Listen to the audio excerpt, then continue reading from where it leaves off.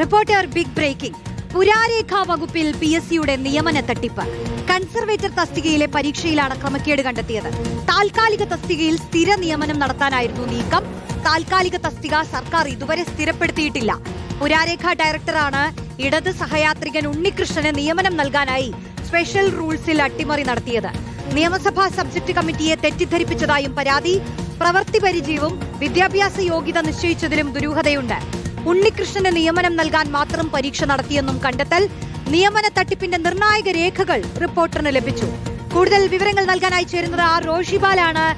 റോഷിബാൽ, ഏതൊക്കെ തരത്തിലാണ് തട്ടിപ്പുകൾ നടക്കുന്നത്? അല്ലെ, സ്വന്തക്കാർക്കും ബന്ധുക്കാർക്കും സ്വന്തം പരിചയത്തിലുള്ളവർക്കും വേണ്ടി എന്ത് അനധികൃതമായ മാറ്റങ്ങളും വരുത്തുക, എത്ര ചട്ടവിരുദ്ധങ്ങളും നടത്തുക, എന്നിട്ട് ഇവരെയൊക്കെ തിരികെ കയറ്റുക. അതിപ്പോ താൽക്കാലിക നിയമനം നടത്തേണ്ട ഇടത്ത് സ്ഥിരമായി നിയമിക്കാൻ ശ്രമിക്കുക. അത് അത്തരത്തിലുള്ള ചട്ടങ്ങളേ ഇല്ലാത്ത സമയത്ത് എന്താണ് നടന്നിട്ടുള്ളത്? ഈ ഉണ്ണികൃഷ്ണന് വേണ്ടി പരീക്ഷ തന്നെ പലതരത്തിൽ നടന്നു എന്നാണോ മനസ്സിലാക്കുന്നത്?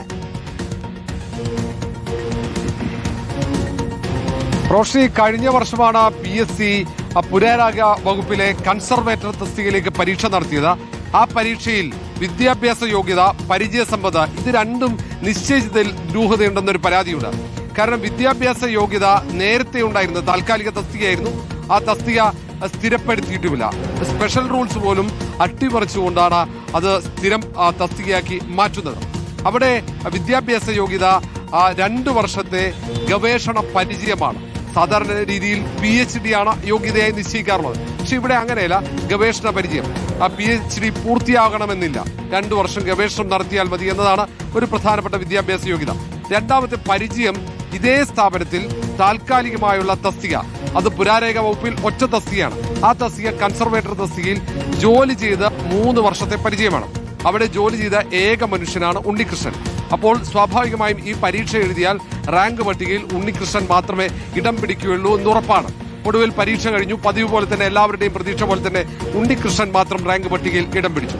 ഇനി 19-ാം തീയതിയാണ് PSC അഭിമുഖം നിശ്ചയിച്ചിരിക്കുന്നത്. ആ അഭിമുഖത്തിൽ മറ്റാരും പട്ടികയില്ലാത്തതുകൊണ്ട് ഉണ്ണികൃഷ്ണന് ഈ ജോലി ഉറപ്പാവുകയും ചെയ്യും. ഏതാണ്ട് അടിസ്ഥാന ശമ്പളം 50,000-ന് മുകളിലാണ് ഈ ജോലിക്ക്. പക്ഷെ ഇപ്പോഴും ഗസറ്റ് വിജ്ഞാപനത്തിലൂടെ ഈ താൽക്കാലിക തസ്തിക, പുരാരേഖാ വകുപ്പിലെ കൺസർവേറ്റർ തസ്തിക സംസ്ഥാന സർക്കാർ അത് സ്ഥിരപ്പെടുത്തിയിട്ടില്ല എന്നതാണ് ഏറ്റവും പ്രധാനപ്പെട്ട കാര്യം. അവിടെയാണ് ഇത് നിയമന തട്ടിപ്പായി നമുക്ക് കാണേണ്ടി വരിക.